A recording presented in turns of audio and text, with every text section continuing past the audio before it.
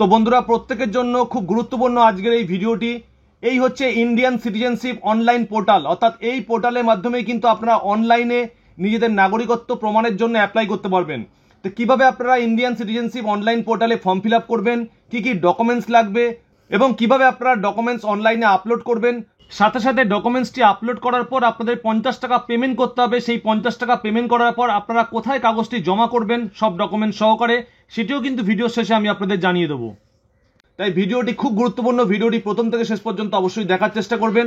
আর চ্যানেলে প্রথম হলে অবশ্যই চ্যানেলটিকে সাবস্ক্রাইব করবেন, কারণ এই রিলেটেড প্রত্যেকটি ভিডিও স্টেপ বাই স্টেপ আমি চ্যানেলে নিয়ে আসবো। তা দেখুন বন্ধুরা, এখান থেকে অ্যাক্ট, রুলস অ্যান্ড রেগুলেশন বলে একটি কলাম করেছে। এখান থেকে কিন্তু আপনারা সিটিজেনশিপ অ্যামেন্ডমেন্টের যে প্রত্যেকটা রুল, কোন কোন ইয়ারে কোন কোন রুলগুলো এনেছে, সেই রুলগুলো কিন্তু আপনারা এখান থেকে দেখে নিতে পারবেন। এবার বন্ধুরা সরাসরি চলে যাব ফর্ম ফিল আপের ভিডিওতে, অর্থাৎ কিভাবে আপনারা ফর্মটা ফিল আপ করবেন। তা দেখুন বন্ধুরা, একটু নিচের দিকে আমরা নামছি। এখান থেকে একটু নিচের দিকে নামলে এখানে একটি অপশন রয়েছে, click to submit application for Indian citizenship under CA 2019, অর্থাৎ 2019-এর যে অ্যামেন্ডমেন্টটি আনা হয়েছিল সেটি কিন্তু 2024-এ ফলপ্রসূ হলো, অর্থাৎ গতকাল রাতেই কিন্তু সিটিজেনশিপ আইনের টোটাল রুলসগুলো কিন্তু লাগু হয়ে গেছে। তা আমরা সরাসরি ক্লিক টু সাবমিটের মধ্যে ক্লিক করলাম। তা দেখুন বন্ধুরা, ক্লিক টু সাবমিটে ক্লিক করার সঙ্গে সঙ্গে কিন্তু এখান থেকে আমাদের লগ ইন পোর্টাল খুলে গেছে, অর্থাৎ আমাদের নিজস্ব একটি মোবাইল নাম্বার, একটি ভ্যালিড মোবাইল নাম্বার সবসময় এখানে দিতে হবে। অর্থাৎ আপনাদের নিজস্ব একটি মোবাইল নাম্বার যেটি আধারের সঙ্গে লিঙ্ক রয়েছে সেটি দিলে খুব ভালো হয়, অথবা আপনারা একটি ভ্যালিড মোবাইল নাম্বার এখানে বসিয়ে দেবেন এবং এখানে একটি ক্যাপচা বসিয়ে আমরা কন্টিনিউ বাটনের মধ্যে ক্লিক করব। তা যখনই কন্টিনিউ বাটনের মধ্যে ক্লিক করলাম, আমাদের সামনে যে পরবর্তী sign in to portal option আসলো, তা এই সাইন ইন টু পোর্টাল ভালো করে আপনারা লক্ষ্য রাখবেন। এখানে কিন্তু আমাদের নাম বসাতে হবে, অর্থাৎ আমাদের আধার কার্ডে যে নামটি রয়েছে সঠিক স্পেলিং দিয়ে কিন্তু আমাদের নামটি বসাতে হবে এবং আমরা এখানে একটি ইমেল আইডি বসিয়ে দেবো। এবং দেখতে পাচ্ছেন বন্ধুরা, এখানে কিন্তু আমাদের মোবাইল নাম্বারটা শো করছে এবং একটু নিচে এসে আমরা ক্যাপচা বসিয়ে আমরা সাবমিট বাটনের মধ্যে ক্লিক করব। তো বন্ধুরা, আমরা নাম, মোবাইল নাম্বার বসিয়ে দিচ্ছি, নিচে ক্যাপচা বসিয়ে দিচ্ছি এবং ক্যাপচা বসিয়ে সাবমিট বাটনের মধ্যে ক্লিক করলাম। তা সাবমিট বাটনে ক্লিক করার সঙ্গে সঙ্গে দেখুন আমাদের ইমেলে কিন্তু একটি ওটিপি চলে এসেছে এবং আমাদের রেজিস্টার্ড মোবাইল নাম্বারও কিন্তু একটি ওটিপি চলে এসেছে, অর্থাৎ যে মোবাইল নাম্বারটা আমরা দিয়েছি তা আমরা ইমেলের ওটিপিটি সঠিকভাবে বসিয়ে দেবো এবং মোবাইলে যে ওটিপিটি এসছে সেই ওটিপিটি বসিয়ে আমরা এখানে ক্যাপচা বসাবো। ক্যাপচা বসিয়ে আমরা ভেরিফাই ওটিপির মধ্যে ক্লিক করব। তো বন্ধুরা, আমরা ইমেল ওটিপি এবং মোবাইল ওটিপি সঠিকভাবে বসিয়ে আমরা ক্যাপচা বসিয়ে দিয়েছি এবং নিচে এসে ভেরিফাই ওটিপির মধ্যে ক্লিক করলাম। তাই ভেরিফাই ওটিপিতে ক্লিক করার সঙ্গে সঙ্গে your sign up process is completed, click here to sign দেখাচ্ছে, অর্থাৎ আমাদের সাইন আপ প্রসেস কিন্তু কমপ্লিট হয়ে গেছে। এবার আমরা লগ ইন করবো। তা দেখুন বন্ধুরা, আমরা ওকে বাটনের মধ্যে ক্লিক করে দিলাম। তা ওকে বাটনে ক্লিক করার সঙ্গে সঙ্গে দেখুন এখান থেকে বন্ধুরা আমাদের মোবাইল নাম্বারটি আবার বসানোর জন্য বলছে এবং ক্যাপচা বসিয়ে আমাদের কন্টিনিউ করার জন্য বলছে। দেখুন বন্ধুরা, মোবাইল নাম্বার এবং ক্যাপচা বসানোর পর যখন আমরা সাইন ইন বাটনের মধ্যে ক্লিক করলাম তখন কিন্তু সঙ্গে সঙ্গে আমাদের মোবাইলে কিন্তু একটি ওটিপি চলে এসেছে। দেখুন বন্ধুরা, আমরা ওটিপি সঠিকভাবে বসিয়ে দিচ্ছি এবং নিচে ক্যাপচা বসিয়ে আমরা ভেরিফাই অ্যান্ড প্রসিড বাটনের মধ্যে ক্লিক করলাম।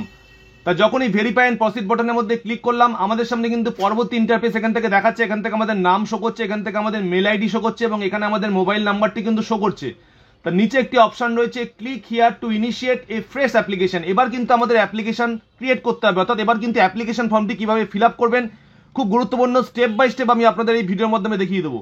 তা বন্ধুরা, আমরা click here to initiate A fresh অ্যাপ্লিকেশনের মধ্যে ক্লিক করলাম। তা যখনই ফ্রেশ অ্যাপ্লিকেশনে ক্লিক করলাম এখান থেকে কিন্তু স্টেপ বাই স্টেপ আমাদের প্রশ্ন করবে, সেই প্রশ্নগুলোর উত্তর আপনাদের সঠিক করে দিতে হবে। তা দেখুন বন্ধুরা, প্রথম প্রশ্নই দিয়েছে, did you enter India on before 31/12/2014। এবার এখানে যে দুটো অপশন রয়েছে, অর্থাৎ 31/12/2014 আগে কি আপনি ভারতে প্রবেশ করেছেন, যদি আপনি এখানে নো বাটনে ক্লিক করেন তাহলে কিন্তু পরবর্তী ক্ষেত্রে আপনি এই স্টেপে আর এগোতে পারবেন না। এখানে যদি নো বাটনে ক্লিক করেন আপনার সামনে এখানে কিন্তু দেখাবে, based on the response of furnished by you are not eligible to apply Indian citizenship under section 6B, অর্থাৎ ইন্ডিয়ান সিটিজেনশিপ অ্যাক্টে 6B আইন অনুসারে আপনি অনলাইনে অ্যাপ্লাই করতে পারবেন না। তা সেক্ষেত্রে আমি ইয়েস বাটনে ক্লিক করে দেখিয়ে দিচ্ছি আপনাদের কি পরবর্তী স্টেপগুলো দেখাচ্ছে। তা আমরা এখান থেকে অবশ্যই ইয়েস বাটনের মধ্যে ক্লিক করে দিলাম। তা ইয়েস বাটনের মধ্যে ক্লিক করার সঙ্গে সঙ্গে আমাদের সামনে দেখাচ্ছে, which countries national are you, অর্থাৎ আপনি কোন দেশের নাগরিক। তো এখানে চারটি অপশন রয়েছে। প্রথম অপশনটি রয়েছে পাকিস্তান, দ্বিতীয় অপশনটি রয়েছে আফগানিস্তান, তৃতীয় অপশনটি রয়েছে বাংলাদেশ এবং ফোর্থ অপশনটি রয়েছে আদার্স কান্ট্রি। তা পাকিস্তান, আফগানিস্তান, বাংলাদেশ থেকে যদি আপনারা আসেন তাহলে আপনারা টিক মেরে দেবেন, যদি আপনারা অন্য কোনো দেশ থেকে আসেন তাহলে আপনারা ফোর্থ অপশনটি টিক মেরে দেবেন। আপনারা যদি বাংলাদেশের নাগরিক হয়ে থাকেন, অর্থাৎ 2014 সালের আগে যদি আপনারা বাংলাদেশ থেকে ভারতবর্ষে আসেন, সেক্ষেত্রে আমি ধরলাম বাংলাদেশের মধ্যে টিক মার্ক দিলাম। তা বাংলাদেশে টিক মার্ক দিলে আমাদের পরবর্তী যে অপশন রয়েছে, do you belong to any of the following community of Pakistan, Afghanistan, Bangladesh, অর্থাৎ বাংলাদেশ থেকে আপনারা যে এসেছেন আপনারা কোন কমিউনিটির অন্তর্গত। তো এখানে হিন্দু রয়েছে, শিখ রয়েছে, জৈন রয়েছে, বুদ্ধিস্ট রয়েছে, পার্সি রয়েছে, খ্রিস্টান রয়েছে, বিভিন্ন ধর্মের মানুষ রয়েছে। তা আমরা এখান থেকে হিন্দু চুজ করে দিলাম।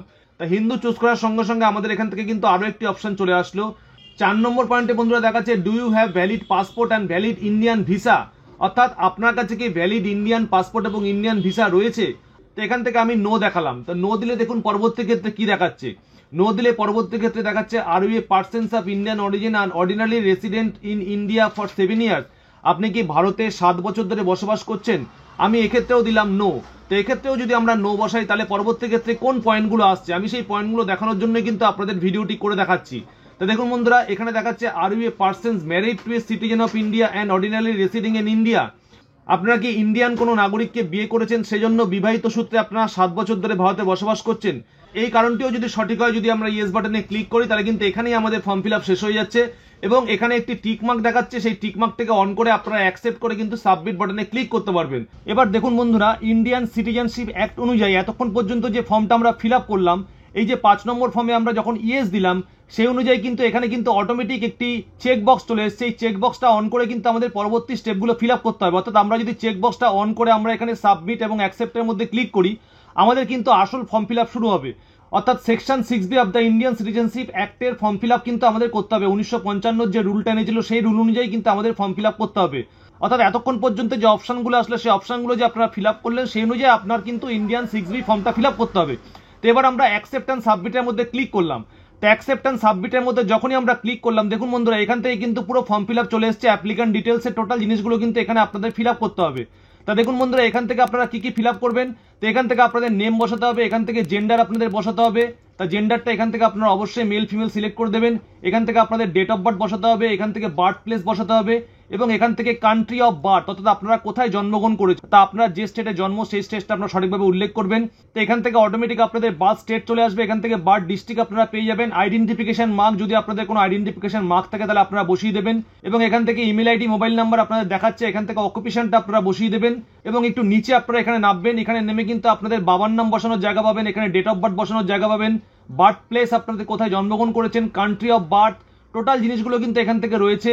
এছাড়াও নিচে মাদার ডিটেলস কলাম রয়েছে, এই মাদার ডিটেলস কলামে আপনারা সঠিকভাবে মায়ের ডিটেলসগুলোও বসিয়ে দেবেন এবং মাদার ডিটেলসের মধ্যেও কিন্তু বার্থ স্টেট, বার্থ ডিস্ট্রিক্ট সব জিনিসগুলো রয়েছে। এখানে স্পাউস ডিটেলস রয়েছে, স্পাউস ডিটেলসও কিন্তু সঠিক জিনিসগুলো আপনাদের বসাতে হবে এবং এখানে রয়েছে এমপ্লয়মেন্ট ডিটেলস অর্থাৎ আপনারা কি কাজ করছেন সেই জিনিসগুলো কিন্তু আপনাদের এখানে বসাতে হবে। এখানে দেখুন একটি পাসপোর্ট রেসিডেন্সিয়াল ডিটেলস রয়েছে, অর্থাৎ আপনার যদি ভ্যালিড পাসপোর্ট থাকে তাহলে আপনারা পাসপোর্টের নাম্বার বসিয়ে দেবেন। এখানে রয়েছে কান্ট্রি অফ পাসপোর্ট অর্থাৎ কোন দেশ থেকে আপনাদের পাসপোর্টটি ইস্যু হয়েছে, পাসপোর্ট নাম্বার এবং পাসপোর্ট ভ্যালিড কতদিন অবধি ভ্যালিড রয়েছে এবং ভিসা যদি আপনাদের থাকে তাহলে ভিসার মেয়াদ কত সেই জিনিসটাও কিন্তু এখানে বসাতে হবে। এবং বন্ধুরা নিচে এসে টোটাল ফর্মটি ফিল আপ করার পর এখানে একটি অ্যাপ্লিকেন্টস ফটো রয়েছে এবং এখানে একটি অ্যাপ্লিকেন্ট সিগনেচার রয়েছে। তো এখান থেকে ফটো এবং সিগনেচারগুলো আপনাদের আপলোড করতে হবে।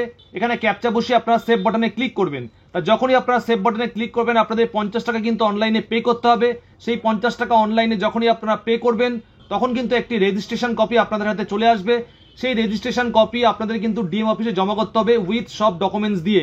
তা এইভাবে কিন্তু আপনারা ইন্ডিয়ান সিটিজেনশিপ অ্যাক্টের যে রুলসটা এনেছে সেই রুলসে কিন্তু ফর্ম ফিল আপ করতে পারবেন।